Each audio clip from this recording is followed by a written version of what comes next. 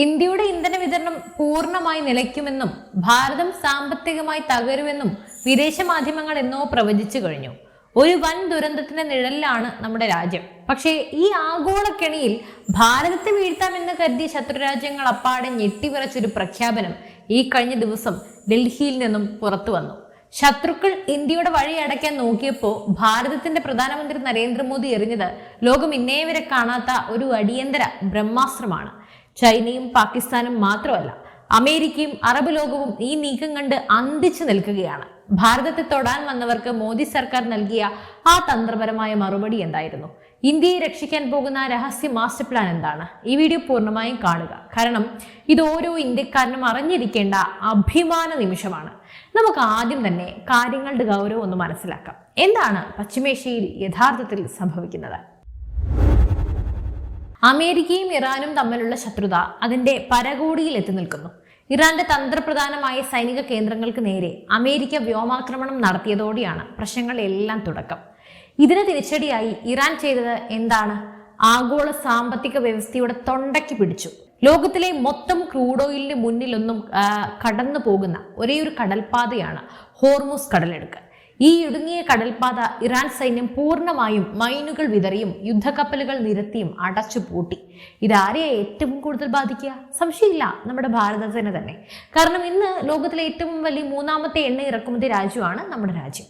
നമുക്ക് ആവശ്യമുള്ള ക്രൂഡ് ഓയിലിന്റെ 85 മുതൽ 90% വരെ നമ്മൾ വിദേശ രാജ്യങ്ങളിൽ നിന്നാണ് കടൽ മാർഗം എത്തിക്കുന്നത്.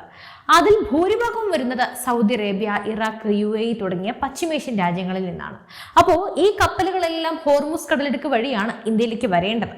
ഇറാൻ ഈ പാത അടച്ചാൽ ഇന്ത്യയിലേക്ക് വന്ന ചില എണ്ണക്കപ്പലുകൾക്ക് നേരെ ഡ്രോൺ ആക്രമണങ്ങൾ ഉണ്ടാവുകയും അതൊക്കെ ചെയ്തതോടെ അന്താരാഷ്ട്ര വിപണിയിൽ എണ്ണവില കുതിച്ചുയർന്നു. പ്രതിദിനം കോടിക്കണക്കിന് രൂപയുടെ വിദേശ നാണ്യ ശേഖരമാണ് ഭാരതത്തിന് നഷ്ടമായിക്കൊണ്ടിരുന്നത്. ഇന്ത്യയിൽ പെട്രോളിനും ഡീസലിനും ഇരട്ടി വിലയാകുമെന്നും രാജ്യത്ത് പണപ്പെരുപ്പം നിയന്ത്രണാതീതമാകുമെന്നും സാമ്പത്തിക വിദഗ്ധർ മുന്നറിയിപ്പ് നൽകി. ശത്രുക്കൾ കരുതി ഇന്ത്യ ഇനി തങ്ങളുടെ മുന്നിൽ വന്ന് യാചിക്കുമെന്ന്. എന്നാൽ അവിടെയാ അവർക്കൊക്കെ തെറ്റിയത് കേട്ടോ. ഇത് പഴയ ഇന്ത്യയല്ല, വിരട്ടിയ ഭാരതമല്ല ഇത്. വിദേശ എണ്ണയെ ആശ്രയിക്കുന്ന ഭാരതത്തിന്റെ ഈ ബലഹീനതയ്ക്ക് ശാശ്വത പരിഹാരം നൽകാൻ മോദി സർക്കാർ കാലങ്ങളായി ഒരു പദ്ധതി തയ്യാറാക്കുന്നുണ്ടായിരുന്നു. അതായത് അവർ മനസ്സിൽ കണ്ടപ്പോൾ നമ്മൾ മാനത്ത് കണ്ടെന്ന്. ഈ യുദ്ധ പശ്ചാത്തലത്തിൽ ആ പദ്ധതിയുടെ വേഗത 100 മടങ്ങ് വർദ്ധിപ്പിച്ചുകൊണ്ട് കേന്ദ്ര പെട്രോളിയം മന്ത്രാലയത്തിന്റെ ആ ചരിത്രപരമായ വിജ്ഞാപനം പുറത്തിറങ്ങി. വിദേശ രാജ്യങ്ങളെ ആശ്രയിക്കുന്നത് ഒറ്റയടിക്ക് കുറയ്ക്കാൻ ഇന്ത്യ തദ്ദേശീയമായി ഉൽപ്പാദിപ്പിക്കുന്ന ഗ്രീൻ ഫ്യൂവൽ അഥവാ എഥനോളിലേക്ക് കളം മാറ്റി ചവിട്ടുകയാണ്. ഉയർന്ന അളവിൽ എത്തനോൾ കലർത്തിയ പെട്രോൾ ഉപയോഗിക്കാൻ ജനങ്ങളെ പ്രോത്സാഹിപ്പിക്കുന്നതിനായി കേന്ദ്ര സർക്കാർ പെട്രോളിന്റെ മേലുള്ള എക്സൈസ് ഡ്യൂട്ടി പൂർണ്ണമായും, അതായത് 0% ഒഴിവാക്കിയിരിക്കുന്നു. ഇത് കേവലം ഒരു ചെറിയ നികുതി ഇളവല്ല, ഇതൊരു സാമ്പത്തിക സർജറിയാണ്. പുതിയ വിജ്ഞാപന പ്രകാരം പെട്രോളിൽ 22%, 25%, 27%, 30% എന്നീ ക്രമത്തിൽ എത്തനോൾ കലർത്തിയ ഇന്ധനങ്ങൾക്ക് E22, E25 അങ്ങനെ സെൻട്രൽ എക്സൈസ് ഡ്യൂട്ടി നൽകേണ്ടതില്ല. ട്വിസ്റ്റ് ഇവിടെയും തീർന്നില്ല. സാധാരണക്കാരായ ജനങ്ങൾക്ക് ഈ ഇന്ധനം ഏറ്റവും കുറഞ്ഞ വിലയിൽ ലഭ്യമാക്കാൻ വേണ്ടി ഇന്ധനങ്ങൾ മേൽ ഈടാക്കിയിരുന്ന റോഡ് ആൻഡ് ഇൻഫ്രാസ്ട്രക്ചർ സെസ്, അതുപോലെ തന്നെ കർഷകരുടെ ക്ഷേമത്തിനായി ഏർപ്പെടുത്തിയിരുന്ന കാർഷിക ഇൻഫ്രാസ്ട്രക്ചർ സെസ് എന്നിവയെല്ലാം സർക്കാർ പൂർണ്ണമായും നീക്കം ചെയ്തു. ഇത്രയും വലിയ നികുതികൾ കൂട്ടത്തോടെ ഒഴിവാക്കുന്നതോടെ ഇന്ത്യൻ വിപണിയിൽ എന്ത് സംഭവിക്കുമെന്നൊന്ന് ആലോചിച്ച് നോക്കൂ. പെട്രോൾ പമ്പുകളിൽ ഉയർന്ന അളവിൽ എത്തനോൾ അടങ്ങിയ ഈ ഇന്ധനങ്ങൾക്ക് വലിയ രീതിയിൽ വില കുറയും. നിലവിലെ സാധാരണ പെട്രോളിനേക്കാൾ ലിറ്ററിന് 15 മുതൽ 25 രൂപ വരെ കുറഞ്ഞ വിലയിൽ ഈ ഇന്ധനങ്ങൾ സാധാരണക്കാർക്ക് ലഭ്യമാകും. ഫ്ലെക്സ് ഫ്യൂവൽ വാഹനങ്ങൾക്കായി വിപണിയിൽ E85 പെട്രോൾ വിജയകരമായി പുറത്തിറക്കിയതിന് തൊട്ടു പിന്നാലെയാണ് സാധാരണക്കാർക്കും വണ്ടിക്കാർക്കും ഒരുപോലെ വലിയ ആശ്വാസമാകുന്ന ഈ പുതിയ വിപ്ലവകരമായ പ്രഖ്യാപനവുമായി ഭാരത സർക്കാർ രംഗത്തെത്തിയിരിക്കുന്നത്. ഇനി എന്താണ് എത്തനോൾ? ഇതിന്റെ പിന്നിലെ മാസ്റ്റർ സ്ട്രോക്ക് അതെന്താണെന്ന് ഞാൻ ഡാറ്റ അനുസരിച്ച് വിശകലനം ചെയ്തുതരാം. പലർക്കും തോന്നാം പെട്രോളിൽ എത്തനോൾ കലർത്തിയാൽ വണ്ടി ഓടുമോ, എന്താണ് ഇതിന്റെയൊക്കെ പിന്നിലെ ശാസ്ത്രം എന്ന്. നമുക്ക് കൃത്യമായി ഡാറ്റകളോടെ തന്നെ പരിശോധിക്കാം. എത്തനോൾ എന്നത് അടിസ്ഥാനപരമായി ഒരു ബയോ ആൽക്കഹോൾ ആണ്. നമ്മുടെ രാജ്യത്തെ കർഷകർ ഉൽപ്പാദിപ്പിക്കുന്ന കരിമ്പ്, ചോളം, കേടായ ധാന്യങ്ങൾ, കാർഷിക അവശിഷ്ടങ്ങൾ എന്നിവ പുളിപ്പിച്ചിട്ടുണ്ടാകുന്ന ഒന്നാണിത്. അതായത് പൂർണ്ണമായും ഇന്ത്യൻ മണ്ണിൽ ഇന്ത്യൻ കർഷകന്റെ വിയർപ്പിൽ നിർമ്മിക്കുന്ന തദ്ദേശീയമായ ഇന്ധനം. ഇന്ത്യ ഈ എത്തനോൾ പെട്രോളിൽ കലർത്താൻ തുടങ്ങിയിട്ട് കുറച്ചധികം കാലമായി. 2014 മോദി സർക്കാർ അധികാരത്തിൽ വരുമ്പോൾ പെട്രോളിലെ എത്തനോൾ മിശ്രിതം വെറും 1.5% മാത്രമായിരുന്നു. എന്നാൽ കൃത്യമായ ആസൂത്രണത്തിലൂടെ ഭാരതം അത് 10%-ലും പിന്നീട് 20%-ലും എത്തിച്ചു. ഇതിലൂടെ മാത്രം ഇന്ത്യ കഴിഞ്ഞ ഏതാനും വർഷങ്ങൾ കൊണ്ട് ലാഭിച്ചത് 80,000 കോടിയിലധികം രൂപയുടെ വിദേശ നാണ്യമാണ്.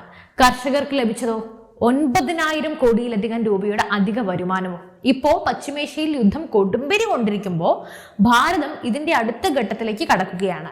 E22 മുതൽ E30 വരെയുള്ള ഇന്ധനങ്ങൾക്ക് നികുതി പൂർണ്ണമായും ഒഴിവാക്കിയതോടെ ഭാരതത്തിന്റെ ലക്ഷ്യം വളരെ വ്യക്തമാണ്. ഒന്നാമത്, എണ്ണ ഇറക്കുമതിയിലെ വൻ ഇടിവ്. നമ്മൾ ഉപയോഗിക്കുന്ന പെട്രോളിൽ 30% എത്തനോൾ ആയാൽ വിദേശത്ത് നിന്ന് നമ്മൾ വാങ്ങേണ്ടി വരുന്ന ക്രൂഡ് ഓയിലിന്റെ അളവിൽ ഒറ്റയടിക്ക് 30% കുറവുണ്ടാകും. ഇതിലൂടെ പ്രതിവർഷം ലക്ഷക്കണക്കിന് കോടി രൂപയാണ് ഇന്ത്യക്ക് ലാഭിക്കാൻ സാധിക്കുക. അപ്പോൾ ഈ പണം രാജ്യത്തിന്റെ വികസനത്തിന് നമുക്ക് ഉപയോഗിക്കാൻ സാധിക്കും. രണ്ടാമത്, അറബ് രാജ്യങ്ങളല്ല, ഇന്ത്യൻ കർഷകരാണ് ഇനി കോടീശ്വരന്മാരാവുക. നമ്മൾ ഇത്രയും കാലം എണ്ണയ്ക്ക് വേണ്ടി നൽകിയ പണം പോയിരുന്നത് അറബ് രാജ്യങ്ങളിലെ ഷെയ്ഖുമാരുടെയും വിദേശ കമ്പനികളുടെയും പോക്കറ്റിലേക്കായിരുന്നു. അതുകൊണ്ട് അങ്ങ് സുഖിച്ചു. എന്നാൽ ഇനി മുതൽ നമ്മൾ അടിക്കുന്ന ഇന്ധനത്തിന്റെ കാശ് നേരിട്ട് പോകുന്നത് UP-യിലെയും മഹാരാഷ്ട്രയിലെയും കർണാടകയിലെയും കേരളത്തിലെയും ഒക്കെ സാധാരണക്കാരായ ഇന്ത്യൻ കർഷകരുടെ ബാങ്ക് അക്കൗണ്ടുകളിലേക്കാണ്. അവരിനി കുറച്ച് സുഖിക്കട്ടെ അല്ലേ. ഇത് ഇന്ത്യൻ ഗ്രാമങ്ങളെ സാമ്പത്തികമായി ശക്തമാക്കും.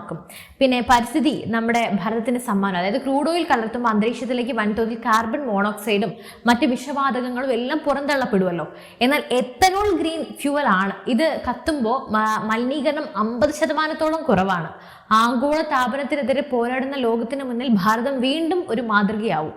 ഇനി നിങ്ങളുടെ മനസ്സിൽ ഉയർന്നേൽക്കാവുന്ന ഏറ്റവും വലിയ ചോദ്യം, എൻ്റെ ബൈക്കിലോ കാറിലോ E30 പെട്രോൾ അടിച്ചാൽ എഞ്ചിന് എന്തെങ്കിലും പ്രശ്നം ഉണ്ടാവുമോ? കേടാവില്ലേ? ഭാരത സർക്കാർ ഈ നീക്കം നടത്തിയത് വെറുതെയല്ല. ഇതിനുവേണ്ടി ഇന്ത്യൻ ഓട്ടോമൊബൈൽ രംഗത്തെ അവർ മാസങ്ങൾക്ക് മുമ്പേ സജ്ജമാക്കി കഴിഞ്ഞു. വരും ദിവസങ്ങളിൽ ഇന്ത്യൻ വിപണിയിൽ ഇറങ്ങുന്ന എല്ലാ പുതിയ വാഹനങ്ങളും ഫ്ലെക്സ് ഫ്യൂവൽ എഞ്ചിനുകളോടെയാണ് വരുന്നത്. എന്താണ് ഈ ഫ്ലെക്സ് ഫ്യൂവൽ എഞ്ചിൻ? സാധാരണ എഞ്ചിനുകൾക്ക് ഉയർന്ന അളവിലുള്ള എത്തനോൾ താങ്ങാൻ സാധിക്കില്ല. കാരണം എത്തനോൾ എഞ്ചിൻ ഭാഗങ്ങളെ തുരുമ്പെടുപ്പിക്കാൻ സാധ്യതയുണ്ട്. എന്നാൽ ഫ്ലെക്സ് ഫ്യൂവൽ എഞ്ചിനുകൾ പ്രത്യേകതരം ലോഹങ്ങളും മെറ്റീരിയലുകളും ഉപയോഗിച്ചാണ് നിർമ്മിക്കുന്നത്. അപ്പോൾ ഈ എഞ്ചിനുകളിൽ നിങ്ങൾക്ക് 20% എത്തനോൾ അടങ്ങിയ പെട്രോൾ അടിക്കാം, 85% അല്ലെങ്കിൽ 100% എത്തനോൾ അടങ്ങിയ പെട്രോളും അടിക്കാം. എഞ്ചിൻ അതിനനുസരിച്ച് സ്വയം അഡ്ജസ്റ്റ് ചെയ്യും. ഇന്ത്യയിലെ ഏറ്റവും വലിയ വാഹന നിർമ്മാതാക്കളായ Maruti Suzuki, Toyota, Tata Motors, Mahindra, അതുപോലെ ഇരുചക്ര വാഹന നിർമ്മാതാക്കളായ TVS, ബജാജ് എന്നിവരെല്ലാം തങ്ങളുടെ ഫ്ലെക്സ് ഫ്യൂവൽ വാഹനങ്ങൾ വികസിപ്പിച്ച് കഴിഞ്ഞു. കേന്ദ്ര സർക്കാർ നികുതി ഇളവ് പ്രഖ്യാപിച്ചതോടെ വിപണിയിൽ സാധാരണ പെട്രോളിനേക്കാൾ വില ഈ ഇന്ധനങ്ങൾക്ക് വളരെ കുറവായിരിക്കും. സാമ്പത്തിക വിദഗ്ധർ വിലയിരുത്തുന്നതനുസരിച്ച് വിലക്കുറവ് കാണുമ്പോൾ ഇന്ത്യൻ ഉപഭോക്താക്കൾ അതിവേഗം ഇത്തരം ഫ്ലെക്സ് ഫ്യൂൽ വാഹനങ്ങളിലേക്ക് മാറും. ആവശ്യക്കാർ കൂടുമ്പോൾ പമ്പുകളിൽ E30 പെട്രോൾ സർവ്വസാധാരണമായി മാറും. അതോടെ വിദേശ എണ്ണ കമ്പനികളുടെ കുത്തക ഇന്ത്യയിൽ അങ്ങോട്ട് അവസാനിക്കും. ചരിത്രം പരിശോധിച്ചാൽ ഒരു കാര്യം മനസ്സിലാകും. പണ്ട് ലോകത്ത് എവിടെയെങ്കിലും ഒരു യുദ്ധം ഉണ്ടായിക്കഴിഞ്ഞാൽ, ഗൾഫിൽ ഒരു പ്രതിസന്ധി ഉണ്ടായാൽ ഇന്ത്യയിൽ പെട്രോളിന് വില അങ്ങോട്ട് കൂടും.